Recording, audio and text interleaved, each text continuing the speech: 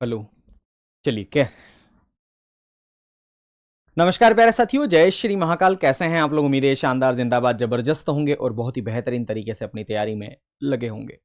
तो जल्दी से एक बार क्लास के साथ जुड़ेंगे ताकि आज की इस कक्षा की हम विधिवत रूप से शुरुआत कर सकें। और आज का जो हमारा टॉपिक है वह बैंकिंग खत्म हो गया है। दरअसल आपकी जो उसमें सिलेबस में जो दे रखा है वो दे रखा है वित्तीय प्रणाली, फाइनेंशियल सिस्टम। और वित्तीय प्रणाली को हम दो भागों में बांट करके देखते हैं, एक मनी मार्केट और एक होता है कैपिटल मार्केट। ठीक है, इसलिए ये टॉपिक मुझे पढ़ाना है और मैं सोच रहा हूं कि ये टॉपिक हम कर ही रहे हैं तो फिर इस तरीके से कर ही लेते हैं इसको, है ना। क्यों हम ये पॉइंट्स छोड़ें, उसके बाद में फिर भूमि सुधार और ये सब हम कर लेंगे। इसलिए मैंने इस टॉपिक को चुना है, नहीं तो मैं चाहता तो इस टॉपिक को हटा करके कुछ और टॉपिक भी करवा देता, पर मैं चाह रहा हूं कि ये कंप्लीट ही रहे हमारा, है ना। नहीं तो बाद में मैं भी भूल जाऊंगा और आप भी भूल जाएंगे, इसलिए इस टॉपिक को कराना जरूरी है। तो मैं आपको बताता हूं, वित्तीय प्रणाली हमारा टॉपिक चल रहा है, फाइनेंशियल सिस्टम आप इसे बोलते हैं। ठीक है, तो वित्तीय प्रणाली आप इसे बोलते हैं, फाइनेंशियल सिस्टम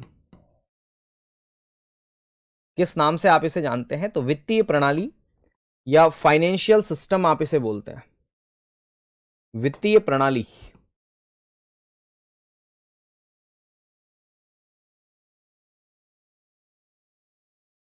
वित्तीय प्रणाली जिसे फाइनेंशियल सिस्टम के नाम से आप इसे जानते हैं।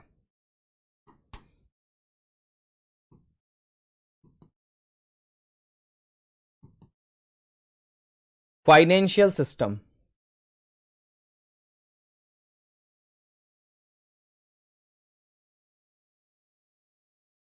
फाइनेंशियल सिस्टम, वित्तीय प्रणाली या फाइनेंशियल सिस्टम। ठीक है, इसके बारे में हम जरा देख रहे हैं और मैं आपको बता दूं कि वित्तीय प्रणाली क्या होती है। तो कैसी प्रणाली जिसका संबंध पैसों से हो, धन से हो, रोकड़ों से हो, उसी को वित्तीय प्रणाली बोलते हैं। तो इसमें हम लोग लिखेंगे एक ऐसी प्रणाली जिसका संबंध धन से हो, पैसों से हो, एक ऐसी प्रणाली एक ऐसी प्रणाली जिसका संबंध एक ऐसी प्रणाली जिसका संबंध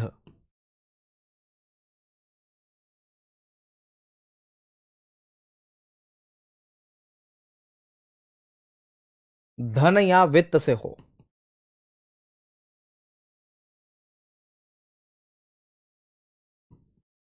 उसे वित्तीय प्रणाली बोलते हैं। आ गई बात समझ में? उसे वित्तीय प्रणाली बोलते हैं।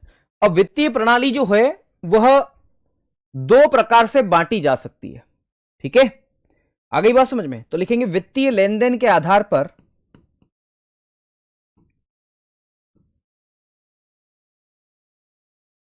वित्तीय लेन देन के आधार पर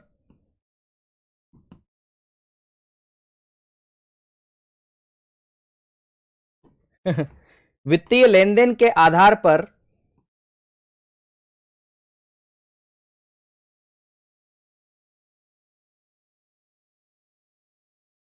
इसे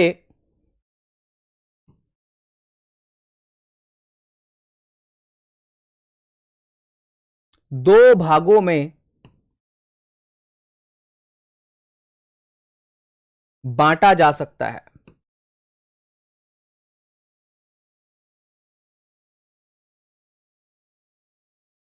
वित्तीय लेन देन के आधार पर इसे कितने भागों में बांटा जा सकता है? तो दो भागों में बांटा जा सकता है। ठीक है, अब लेन देन के आधार पर मतलब लेन देन कितने समय के आधार पर होगा?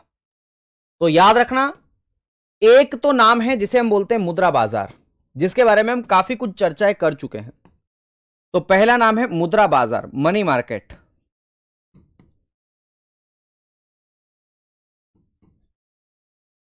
मुद्रा बाजार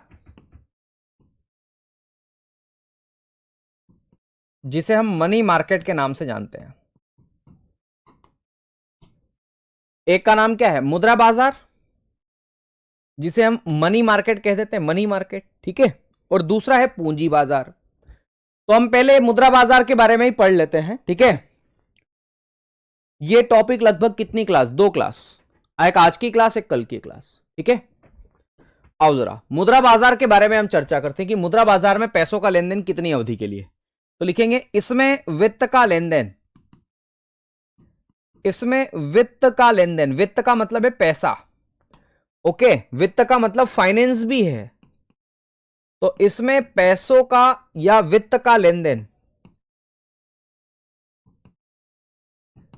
इसमें पैसों का या वित्त का लेन देन अल्पकाल, अल्पकाल का मतलब होता है शॉर्ट टर्म, अल्पकाल का मतलब क्या होता है,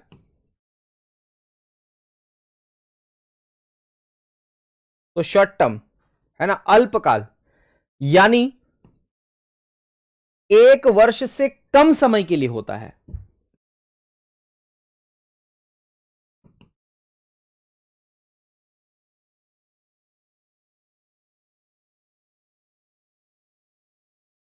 यानी 1 वर्ष से कम समय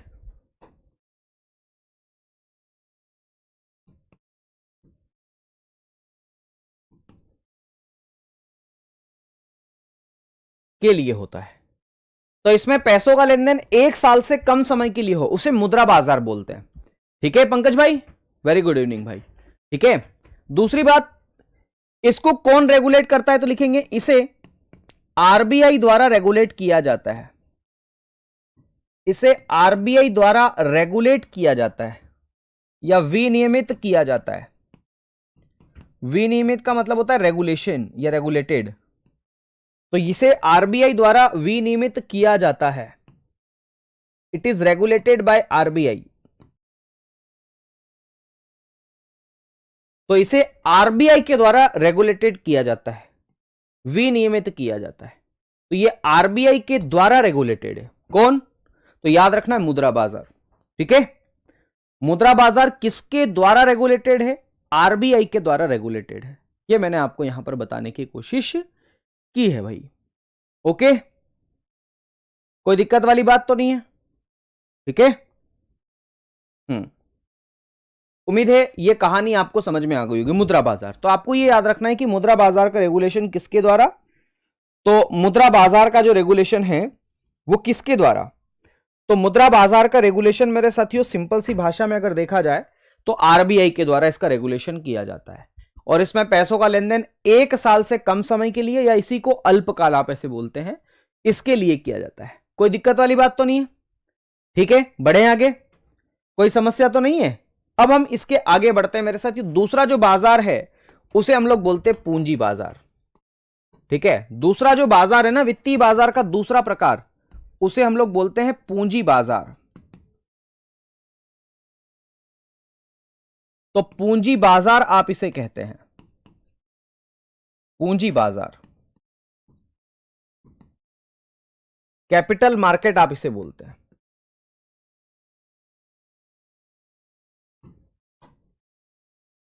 पूंजी बाजार, ठीक है, कैपिटल मार्केट आप इसे बोलते हैं। क्या बोलते हैं आप इसे, कैपिटल मार्केट के नाम से आप इसे जानते हैं। पूंजी बाजार क्या बोलते हैं आप इसे, कैपिटल मार्केट बोलते हैं भाई, पूंजी बाजार। ठीक है, पूंजी बाजार। अब इसमें लिखेंगे इसमें वित्त का लेन देन,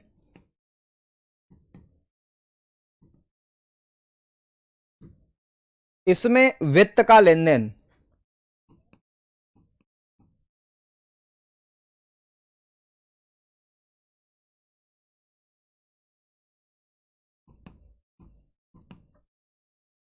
दीर्घकाल यानी कि लॉन्ग टर्म, इसमें वित्त का लेन देन दीर्घकाल,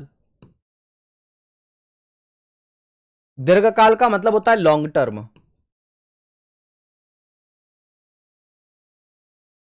के लिए किया जाता है, दीर्घकाल के लिए किया जाता है।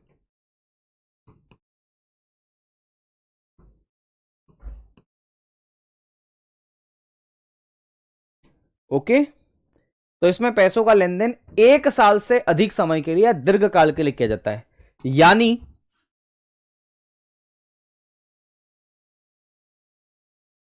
365 दिन से ज्यादा अवधि।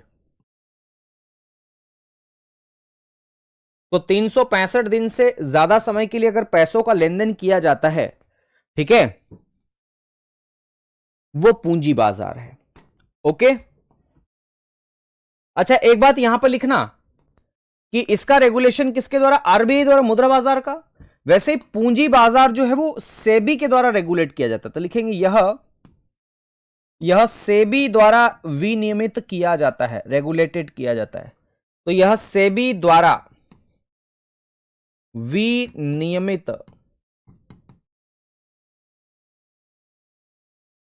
किया जाता है, इसको सेबी रेगुलेट करती है, तो यह सेबी द्वारा रेगुलेटेड किया जाता है, तो यह सेबी के द्वारा रेगुलेटेड किया जाता है। और यह कैसा मार्केट है, तो याद रखना यह लॉन्ग टर्म का मार्केट है। ओके, मैं आपको यहां पर यह भी बताऊंगा इसके टूल्स कौन कौन से हैं, इसके उपकरण कौन कौन से हैं, इसके कौन कौन से उपकरण हैं, टूल्स या इंस्ट्रूमेंट भी आप इसे कहते हैं। मतलब कौन कौन से वो इंस्ट्रूमेंट है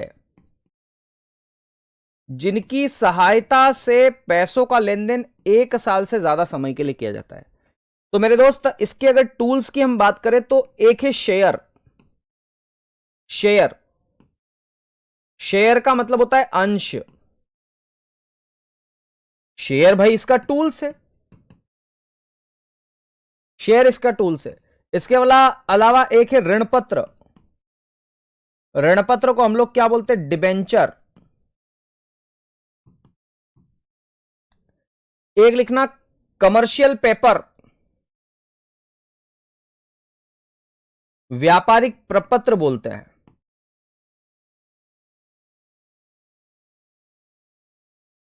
प्रपत्र, ठीक है। कमर्शियल बिल, व्यापारिक बिल। ऐसे और भी बहुत सारे हैं, पर हमें उन पे नहीं जाना है, हमें तो केवल इतना याद रखना है, ठीक है। इक्विटी बोल देते हैं, शेयर या इक्विटी ऐसे एक ही बात है, पर इक्विटी ये सब इसके बारे में हम पढ़ेंगे, देखेंगे। ओके, तो सेबी के द्वारा इसको क्या किया जाता है, रेगुलेट किया जाता है। सेबी द्वारा ये क्या है, रेगुलेटेड है।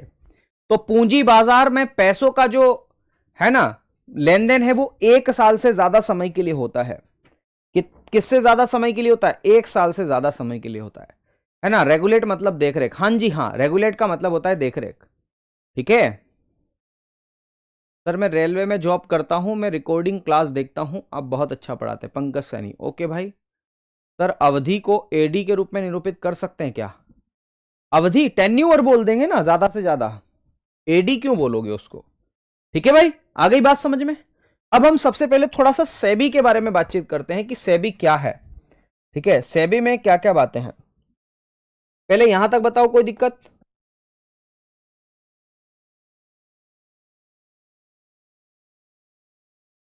पहले यहां तक बताओ, कोई समस्या तो नहीं है ना। चलो अब हम अगला हेडिंग डालते हैं, सेबी। सेबी, सेबी, SEBI, सेबी आप इसे बोलते हैं, सेबी। तो क्या है सेबी का फुल फॉर्म, तो याद रखना सेबी का फुल फॉर्म क्या है। तो सेबी बोले तो securities and exchange board of India, securities and exchange, securities and exchange board of India, securities and exchange board of India आप इसे कहते हैं, सेबी। क्या बोलते हैं आप इसे, तो securities and exchange board of India के नाम से आप इसे जानते हैं, आसान से सरलतम शब्दों में, ठीक है। सेबी आप इसे बोलते हैं। अगर आपसे यह पूछा जाए कि सेबी की स्थापना कब की गई तो क्या जवाब देंगे, है ना। उपकरण दोनों के एक ही है क्या, रंजना मेरी प्यारी बहना, अगर उपकरण खाली पूंजी बाजार में लिखा है तो इसके ही होंगे ना, मुद्रा बाजार के उपकरण मैंने लिखे ही नहीं है, ठीक है। चलो, तो सेबी की स्थापना कब की गई, सेबी की स्थापना कब की गई, स्थापना, सेबी को स्टैब्लिश कब किया गया, तो सेबी की स्थापना की गई मेरे साथियों, इसकी स्थापना की गई है 12 अप्रैल 1988 को, 1988 को, जी हां, सेबी की स्थापना कब की गई? 1988, 12 अप्रैल। ठीक है, और इसका मुख्यालय कहां पर है?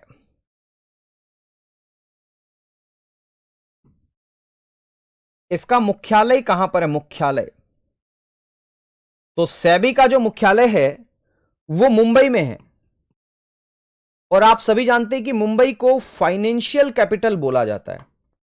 तो सेबी का मुख्यालय कहां पर है? मुंबई में। मुंबई को फाइनेंशियल कैपिटल ऑफ इंडिया के नाम से जाना जाता है, यह बात आपको याद रखना है। ठीक है, अच्छा, सेबी को कानूनी दर्जा किसके द्वारा दिया गया? तो कानूनी दर्जा बोल दो, वैधानिक दर्जा दर्जा बोल दो, एक ही बात है। तो वैधानिक एवं कानूनी दर्जा,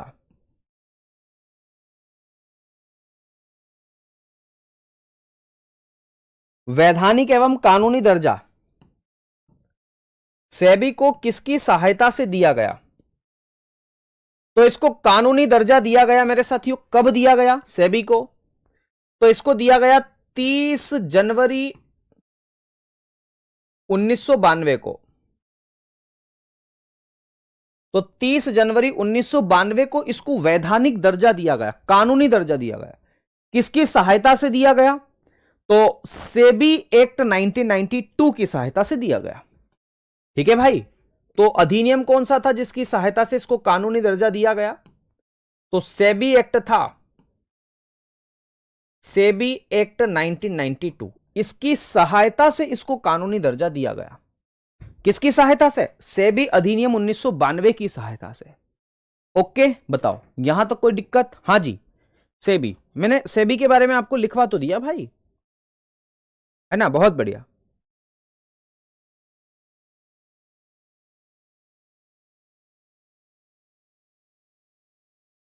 बढ़े आगे, चलिए, अब इसकी प्रकृति क्या है, इसका नेचर कैसा है?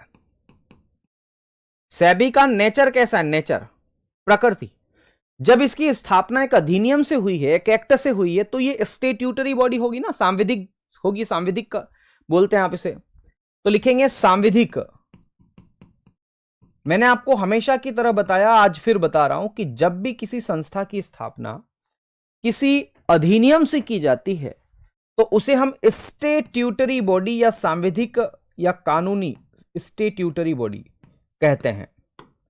ओके, उसे हम सांविधिक बोलते हैं या कानूनी संस्था के नाम से आप इसे जानते हैं। तो कानूनी बोल दो, वैधानिक बोल दो, ये इसकी प्रकृति, किसकी? सेबी की प्रकृति, सेबी की, securities and exchange board of India के नाम से आप इसे जानते हैं। कोई दिक्कत वाली बात तो नहीं है ना? बताओ। ठीक है, तो इसकी प्रकृति क्या है? कानूनी। वे संवैधानिक भी बोल सकते हो, संवैधानिक मत बोल देना, सांविधिक बोलो। संवैधानिक का मतलब है जिसका जिक्र संविधान के अंदर है। ठीक है, तो ये सांविधिक है, या अगर सांविधिक ऑप्शन में ना हो तो फिर आप इसे गैर संवैधानिक भी बोल सकते हो।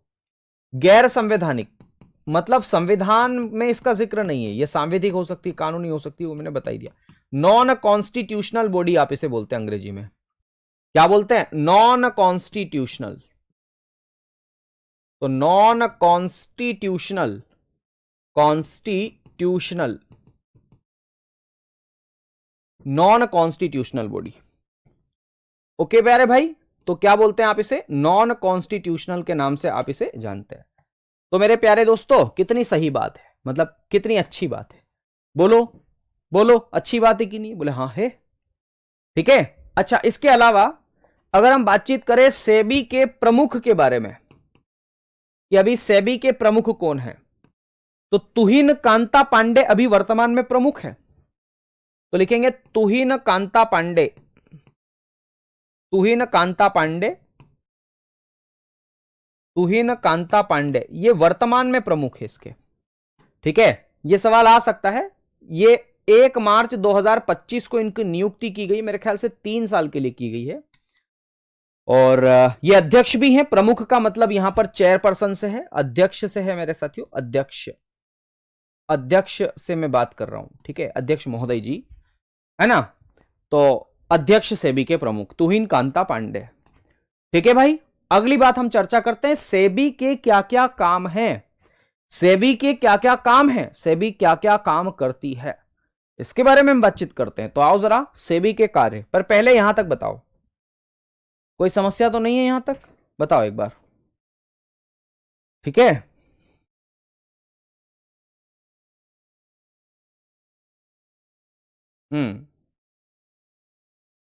चलिए अब हम लिखेंगे सेबी के कार्य।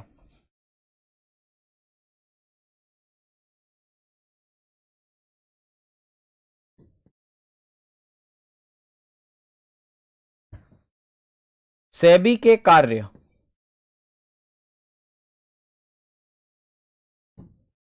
फंक्शंस की अगर हम बातचीत करें कि सेबी के क्या क्या काम है, तो क्या जवाब देंगे? सेबी के क्या क्या काम है? तो देखो सेबी के क्या क्या काम है मेरे दोस्त, थोड़ा सा हम इसके ऊपर डिस्कशन करते हैं कि सेबी के क्या क्या काम है। सबसे पहली बात तो सेबी कैपिटल मार्केट को रेगुलेट करती है, कोई दिक्कत वाली बात ही नहीं है। ठीक है, तो सबसे पहली बात हम क्या लिखेंगे, सेबी के कई सारे महत्वपूर्ण कार्य हैं, जिसमें से एक है पूंजी बाजार को रेगुलेट करना, पूंजी बाजार को विनियमित करना, पूंजी बाजार कैपिटल मार्केट, पूंजी बाजार का विनियमन।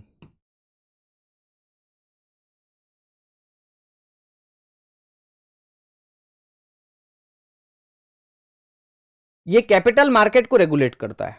ठीक है, कैपिटल मार्केट को रेगुलेट करता है। पूंजी बाजार, शेयर बाजार, स्टॉक मार्केट एक ही नाम है भाई, उनको ये रेगुलेट करता है। ओके, आ गई बात समझ में।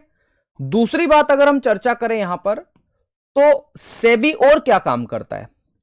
सेबी मेरे साथियों कुछ क्रेडिट रेटिंग एजेंसीज है, उनका भी रेगुलेशन करता है। तो याद रखना है, credit rating agency, credit rating agency का विनियमन करना, तो क्रेडिट रेटिंग एजेंसी का विनियमन करना,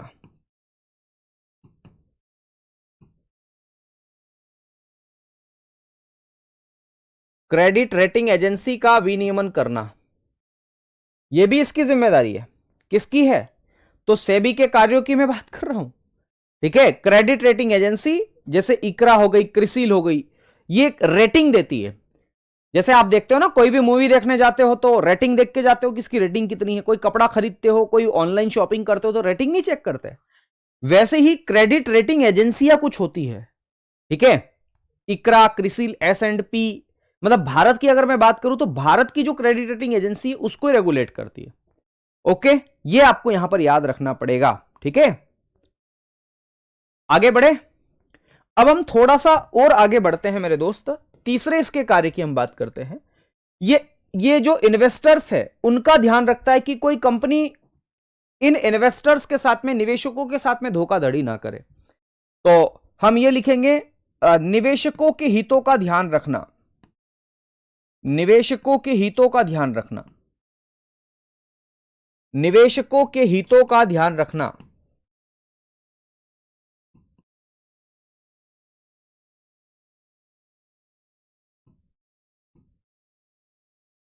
निवेशकों के हितों का ध्यान रखना, इन्वेस्टर का बहुत ध्यान रखती है। इसके अलावा आपने म्यूचुअल फंड का नाम सुना है, म्यूचुअल फंड, SIP आपने सुना होगा, उसको भी रेगुलेट यही करती है। ठीक है, तो हम लोग क्या लिखेंगे, म्यूचुअल फंड, या म्यूचुअल फंड ही ऐसे लिखो, म्यूचुअल फंड का रेगुलेशन को विनियमित करना, म्यूचुअल फंड को रेगुलेट करना। तो म्यूचुअल फंड का रेगुलेशन करना, यह भी किसकी जिम्मेदारी है? यह सेबी की ही जिम्मेदारी है। सेबी ही यह काम करता है, म्यूचुअल फंड को रेगुलेट करता है ये। ओके मेरे प्यारे भाई, तो ये म्यूचुअल फंड को भी क्या करता है? रेगुलेट करता है।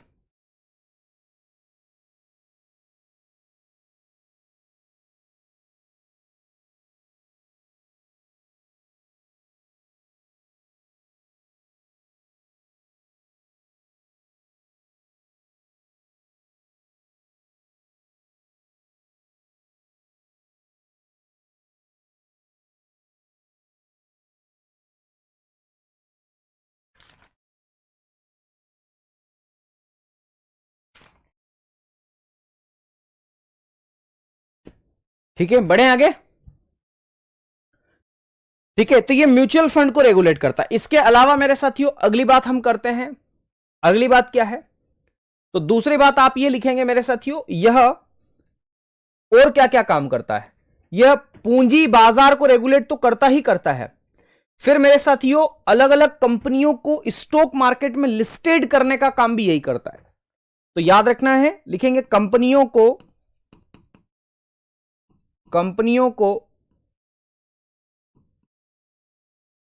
स्टॉक मार्केट, वही शेयर मार्केट में, कंपनियों को स्टॉक मार्केट में क्या करना, तो स्टॉक मार्केट में लिस्टेड करना। लिस्टेड को हम बोलते हैं सूचीबद्ध करना।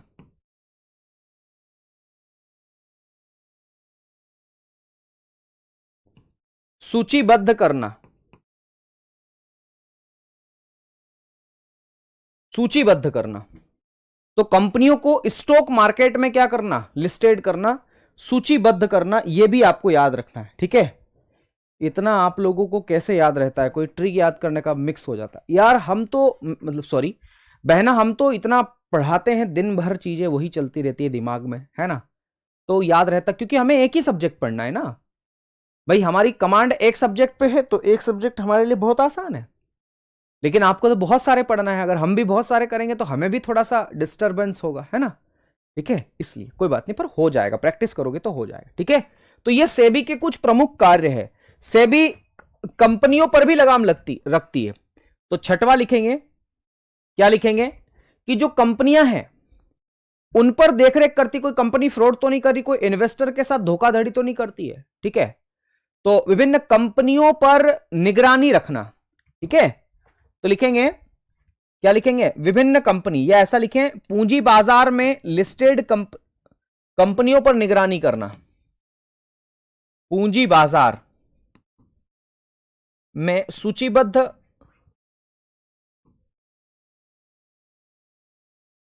पूंजी बाजार में सूचीबद्ध, पूंजी बाजार में सूचीबद्ध, सूचीबद्ध का मतलब होता है लिस्टेड, है ना। पूंजी बाजार में सूचीबद्ध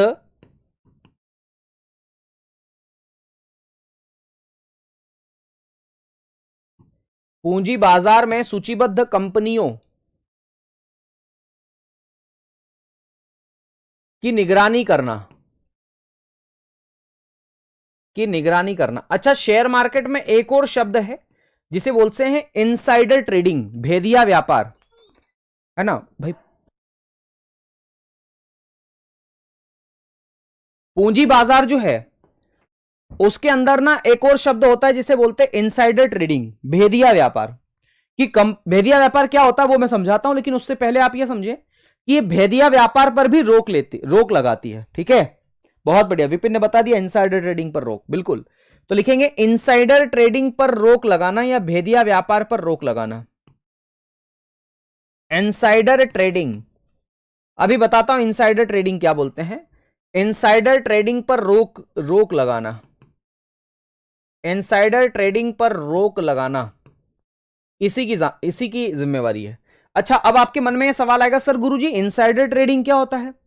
तो इनसाइडर ट्रेडिंग दरअसल क्या होता है, जैसे मेरे चाचा जो हैं वो टाटा कंपनी में है, टाटा कंपनी में अच्छी खासी पोस्ट पे है, नहीं बत्ती मार रहा हूं मतलब मजाक कर रहा हूं, आपको समझाने के लिए बता रहा हूं कि मान लो मेरे चाचा किसी मल्टीनेशनल कंपनी में, एमएनसी में, या मैं बात करूं टाटा की ही, टाटा में अच्छे पद पर है, मैनेजर है। ठीक है, और उन्होंने मुझे एक गुप्त सूचना दी है जो किसी को नहीं पता है, खाली टाटा के टॉप लोगों को पता है। और क्या गुप्त सूचना दी, उनकी मीटिंग हुई टाटा के मालिक से और मैनेजर से और सीईओ साहब से और इन सब से, कि हम लोग को पानी से चलने वाली कार लेके आ रहे हैं, इसलिए हमारी जो कीमतें हैं वो बढ़ने वाली है। अभी टाटा की पंच आई है, नेक्सॉन आई नए मॉडल में, कितनी प्यारी आई है ना। मतलब प्रमोशन नहीं कर रहा हूं मैं, बोल रहा हूं केवल। तो मतलब टाटा के लोहा भी सस्ता है, सस्ता क्या है, खुद का ही लोहा है, तो लोड है नहीं उनको, इसलिए मजबूती भी है थोड़ी। ठीक है, तो मेरे दोस्त, मेरे चाचा ने मुझे बता दी ये बात, गुप्त सूचना, और फिर मैंने उनकी इस बात को सुनते हुए मैंने ना बहुत सारे शेयर खरीद लिए, बहुत सारे शेयर खरीद लिए, क्योंकि मुझे पता है कि भविष्य में इन शेयरों की कीमतें बढ़ेगी। मैंने शेयर खरीद लिए, 2,000 शेयर खरीद लिए 5 करोड़ रुपए के, मान लेते हैं 5 करोड़ के शेयर मैंने खरीद लिए। 1.5 महीने 2 महीने बाद टाटा की वो कार जो है वो लॉन्चिंग हो गई, और शेयर की कीमतें 5 गुना तो नहीं बोल सकते, लगभग बढ़ गई। 5 करोड़ से मुझे जो बेनिफिट हो गया अचानक से 8 करोड़ हो गया, 7 करोड़ हो गया, ऐसा कुछ बेनिफिट हो गया। तो मेरे लिए तो फायदा ही हुआ ना। पर यह फायदा अनैतिक रूप से हुआ क्योंकि मुझे कंपनी की गुप्त सूचना मिल गई। और अगर यह बात सेबी को पता चल जाए कि टाटा के एक व्यक्ति ने ऐसा ऐसा किया, विनय सर को सूचना दी और इसे अनैतिक रूप से फायदा लिया, तो उससे बाकी लोगों की तो बैंड बज जाएगी। सही गलत है? तो कहना मैं यही चाहता हूं, इसी को बोलते हैं भेदिया व्यापार, कि कंपनी की गुप्त सूचना को लीक करके, ठीक है, क्या करना, अनैतिक रूप से लाभ कमाना, इसी को भेदिया व्यापार कहा जा सकता है। ठीक है, तो मैं इसमें लिखूंगा कि कंपनी की गुप्त सूचना, कंपनी की गुप्त सूचना, मिले हो तुम हमको, है ना, कंपनी की गुप्त सूचना, कंपनी की गुप्त सूचना के माध्यम से, अनैतिक रूप से लाभ कमाना, कंपनी की गुप्त सूचना के माध्यम से अनैतिक रूप से लाभ कमाना,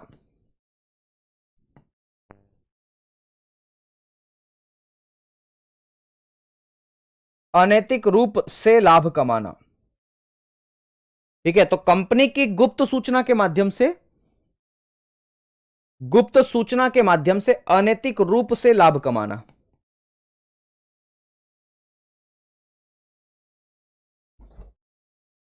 लाभ कमाना, ठीक है, इसी को हम इनसाइडर ट्रेडिंग बोलते हैं। और इस इनसाइडर ट्रेडिंग पर रोक कौन लगाता है? तो ये सेबी लगाती है, सेबी, है ना, ये देखती है कि कोई ऐसी गलती तो नहीं कर रहा है। अगर कर रहा है तो उस कंपनी पर जुर्माना लगाता है, पेनल्टीज लगाता है, उसके लाइसेंस को कैंसिल कर देता है। ये भी पावर इसके पास में। तो 8वां एक और काम आप लिख सकते हो। क्या लिख सकते हो? तो 8वां काम क्या लिखोगे? तो लिखेंगे अनैतिक रूप से कार्य करने वाली कंपनियों को, कंपनियों का लाइसेंस रद्द करना या फिर उन पर जुर्माना लगाना। तो लिखेंगे अनैतिक रूप से कार्य करने वाली, अच्छा, अनैतिक रूप को हम गाइडलाइन के विरोध में काम करने वाली बोल सकते हैं कि कोई गाइडलाइन का पालन नहीं कर रही है और फिर काम कर रही है, तो वो भी तो अनैतिक रूप हो गया ना। तो अनैतिक रूप से कार्य करने वाली, कार्य करने वाली कंपनियों पर, कार्य करने वाली कंपनियों पर जुर्माना, जुर्माना बोले तो पेनल्टी, जुर्माना, पेनल्टी, है ना, या लाइसेंस रद्द करना, लाइसेंस रद्द करना, यह भी सेबी की ही जिम्मेदारी भैया। ऐसा मत सोचना कि यह सेबी की जिम्मेदारी नहीं है। ठीक है,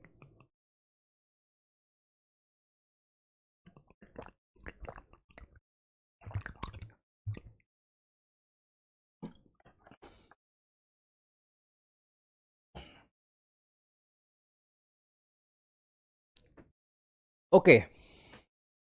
तो ये सेबी के बारे में मैंने इतनी सारी बातें आपको यहां पर बताने की कोशिश की है। अब मैं आपको दूसरी बात यहां पर बताना चाहूंगा। शेयर मार्केट की कुछ शब्दावली है, पहले उनको समझ लेते हैं। उपकरण भी समझा दूंगा भाई। क्या नाम है आपका? दीपक, परेशान मत हो, समझा दूंगा। उपकरण अभी हमने पढ़ना शुरू ही कहां किया, खाली लिखे ही तो हैं, पढ़ाऊंगा मैं, चिंता क्यों कर रहे हो। शेयर का मतलब हिस्सा होता है। एक रोटी के 2 टुकड़े हैं तो 2 शेयर हो गए, है ना। 2 भाई होते हैं तो 2 टुकड़े होते हैं जमीन के। ठीक है, तो लिखेंगे प्रमुख शब्दावली। शब्दावली की अगर हम चर्चा करें, डिक्शनरी,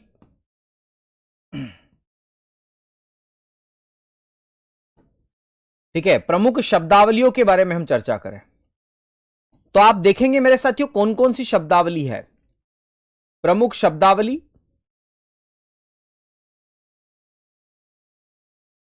प्रमुख शब्दावली, जैसे एक है डीमेट अकाउंट,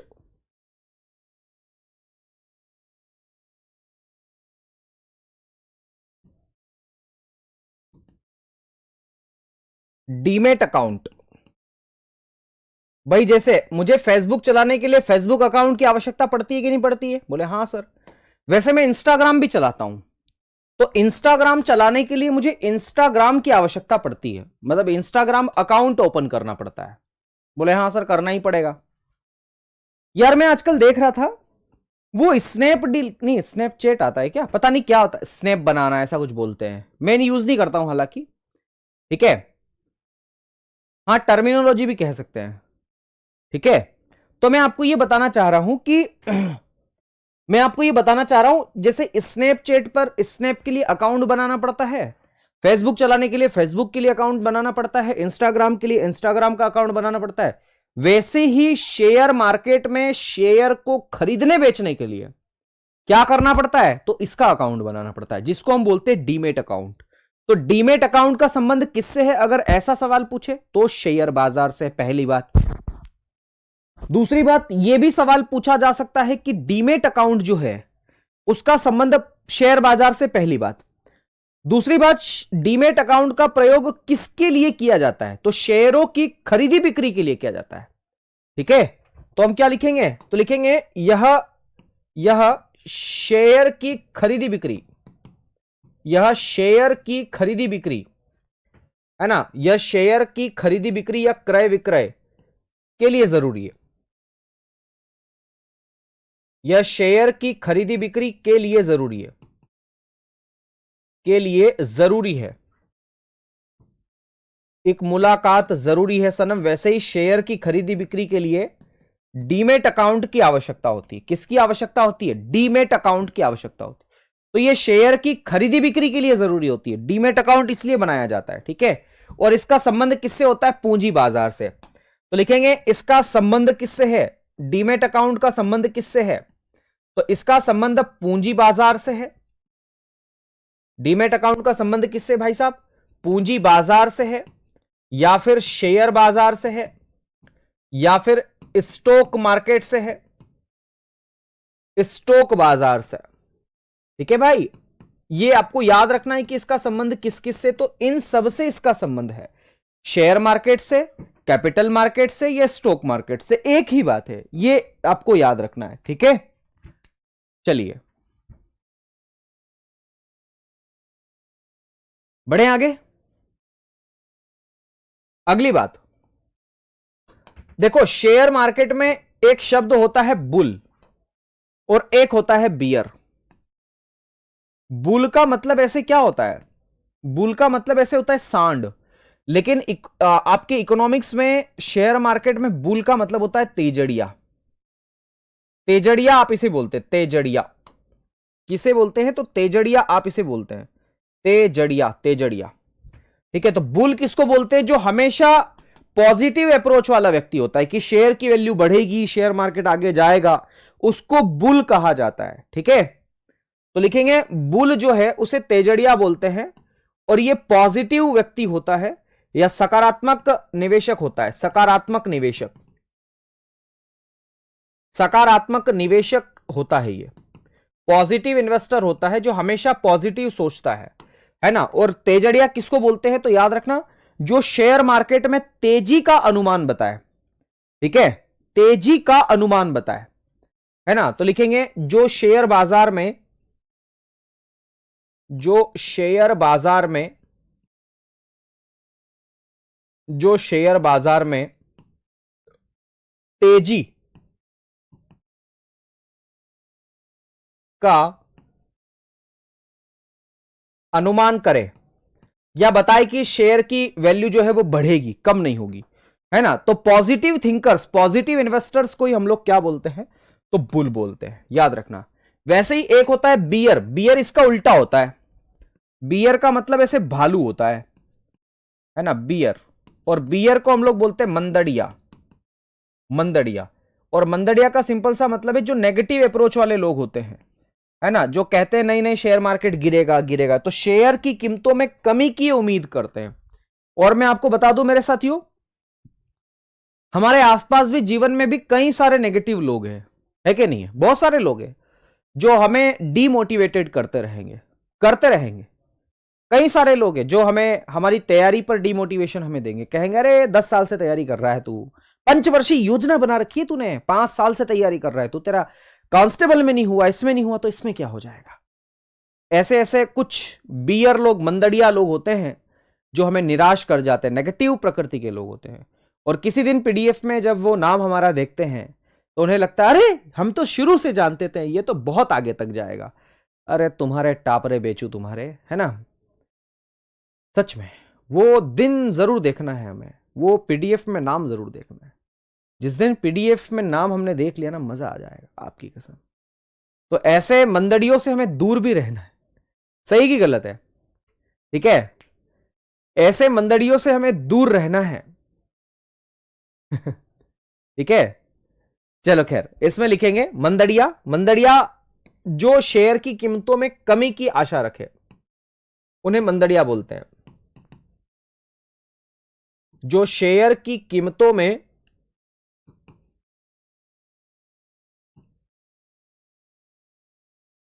जो शेयर की कीमतों में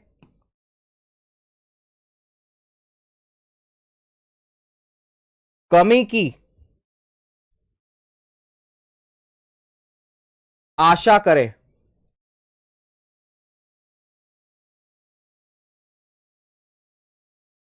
उन्हें मंदड़िया बोलते हैं। मंदड़िया क्या बोलते हैं उन्हें? मंदड़िया के नाम से आप इन्हें जानते हैं, बियर। ठीक है, मंदड़िया आप इन्हें कहते हैं। किसके नाम से जानते हैं? मंदड़िया के नाम से आप इसे जानते हैं, मंदड़िया। तो इन्हीं को हम मंदड़िया बोलते हैं, मंदड़िया, बियर बोलते हैं, बियर। ठीक है, ओके मेरे दोस्त, चलिए बढ़े, आगे बढ़े। हाँ बहुत बढ़िया, पीडीएफ में लिस्टेड होना है, बिल्कुल।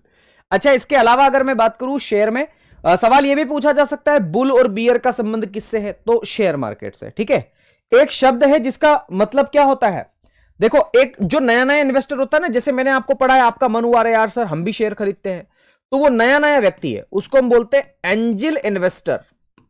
तो नए निवेशक को हम किस नाम से जानते हैं? एंजल इन्वेस्टर्स के नाम से जानते हैं। तो नए निवेशक को हम एंजल इन्वेस्टर बोलते हैं। ये नया निवेशक है।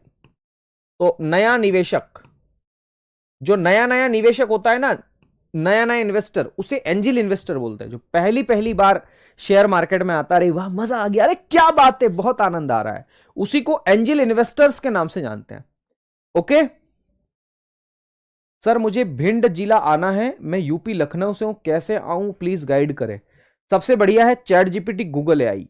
बस सर्च करो कि मुझे यहां से भिंड जाना है, लखनऊ से भिंड कैसे जाया जा सकता है। कई सारी ट्रेन है, ट्रेन से आओ, बढ़िया रहेगा, है ना। आप चेक कर लो, पढ़े लिखे व्यक्ति हो आजकल, क्या दिक्कत है ना। एंजल इन्वेस्टर बोलते हैं। ओके, कोई दिक्कत वाली बात तो नहीं है ना। नया नया इन्वेस्टर जो होता है वो एंजल इन्वेस्टर। अच्छा, एक एक पॉइंट मैं आपको बताता हूं मेरे साथियों, और वो है दरअसल आईपीओ का, कि आईपीओ क्या होता है। आपने सुना होगा अभी हाल ही में पीडब्ल्यू का आईपीओ निकला था, लॉन्च हुआ था। तो आईपीओ का फुल फॉर्म क्या? Initial public offering. Initial public offer या पब्लिक ऑफरिंग भी बोलते हैं आप इसे। ठीक है, इनिशियल पब्लिक ऑफरिंग। हिंदी में याद मत रखो, अंग्रेजी में ही याद रखो इसको। तो आईपीओ बोलते हैं। और एक होता है FPO, follow on public offer, है ना। FPO, follow on public offer.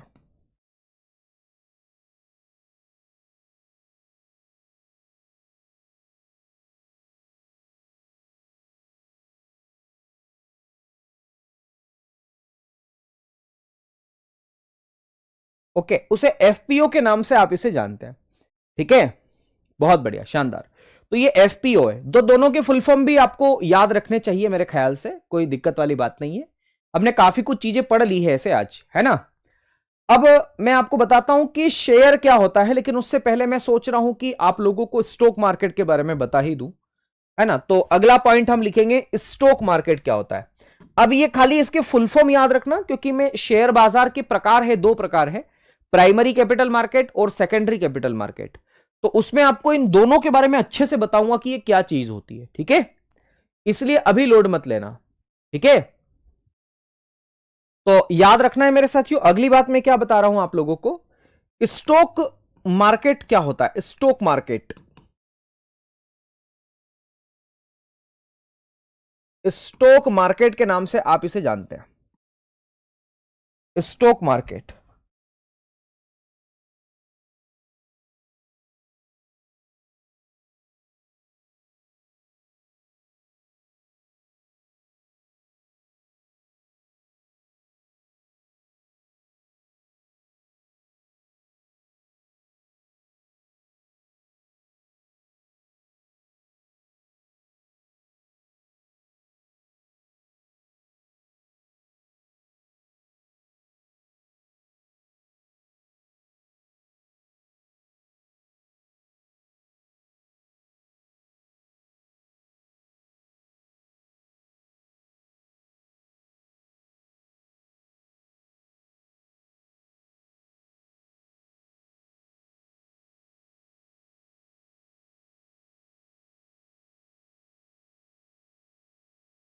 चलिए बड़े आगे बढ़े।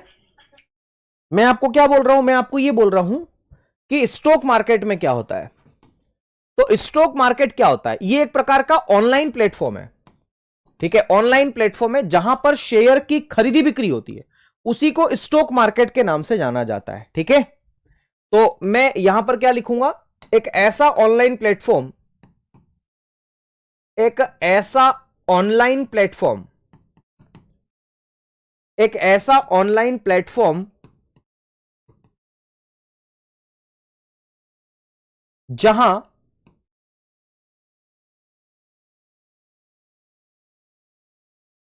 जहां शेयर की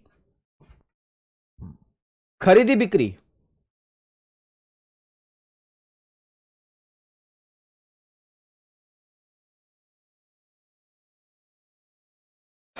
एक ऐसा ऑनलाइन प्लेटफॉर्म जहां शेयर की खरीदी बिक्री की जाती है,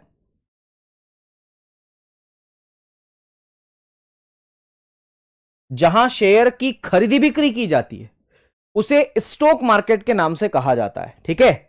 अब देखो, भारत के अंदर दो महत्वपूर्ण स्टॉक मार्केट है जिनके बारे में आपको जानकारी होनी चाहिए। एक का नाम है मेरे साथियों एनएसई, एनएसई, और एनएसई का फुल फॉर्म होता है नेशनल स्टॉक एक्सचेंज।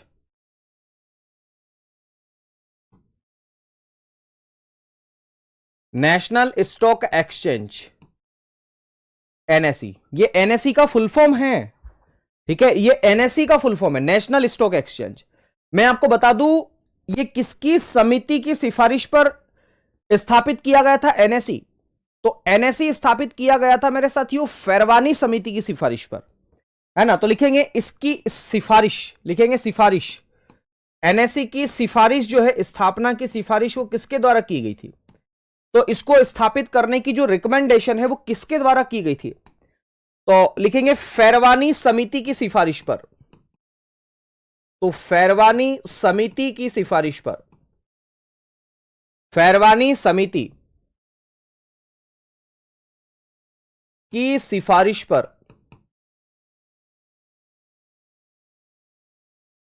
तो फेरवानी समिति की सिफारिश पर स्थापना की गई थी इसकी, फेरवानी समिति की सिफारिश पर इसकी स्थापना की गई थी।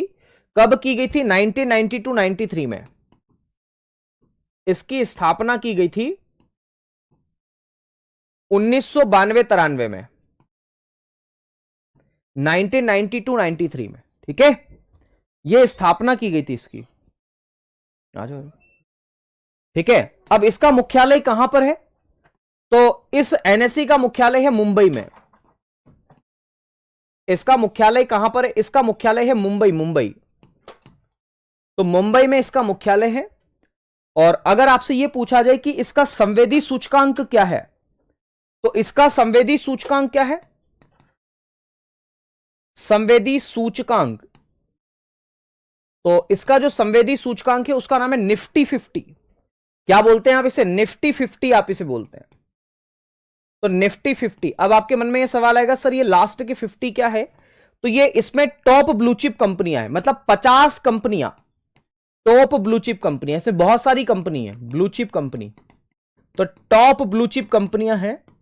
ये 50 टॉप ब्लू चिप कंपनियों के शेयर में जो परिवर्तन होता है उसका एवरेज निकाला जाता है, और उसी एवरेज को निफ्टी 50 नाम दिया गया। खैर इसके आगे की कहानी हम लोग कल करेंगे, आज के लिए इतना ही करेंगे, ठीक है। तो कल इसका सेकेंड पार्ट होगा, बहुत महत्वपूर्ण है, परीक्षा में वहां से भी सवाल आते हैं, इसलिए उसको जरूर नोट डाउन कीजिएगा।